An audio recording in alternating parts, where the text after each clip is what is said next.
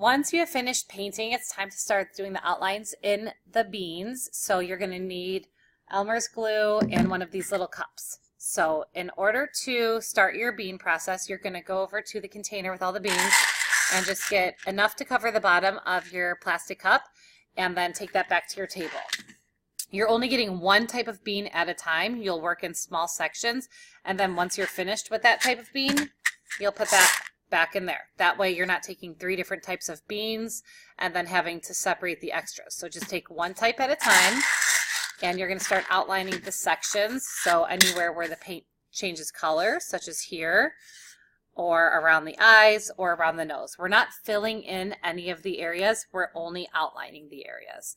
So I'm just going to take a rather thick line of glue, so I'm kind of hovering my glue bottle over top of this area.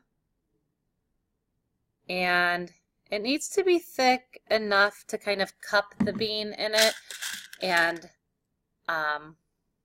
a little bit thin enough so that it's not dripping off the side of your mask. So let's try to not have it drip.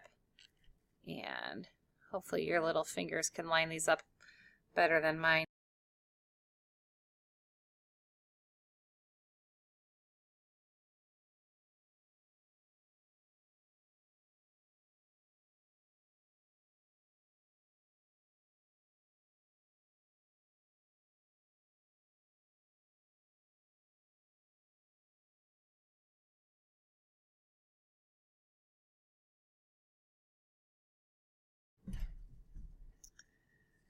So once you're finished with that color, you're going to take the remainder of the beans, dump them back, and go in and get the next one. Like I said, we're only going to be doing the outlines. So if you finish all of the outlines, you can go ahead and fill in some of the smaller areas with things like the rice and lentils, but I don't want anyone just dumping beans on.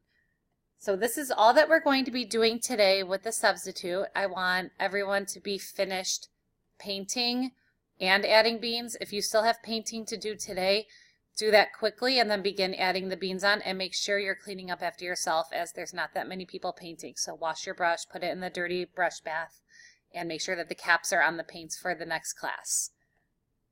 Tomorrow on Thursday, our last day of art, we will be adding the raffia.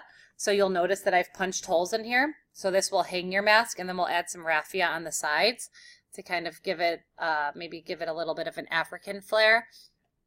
And we will also put a clear gloss finish on it.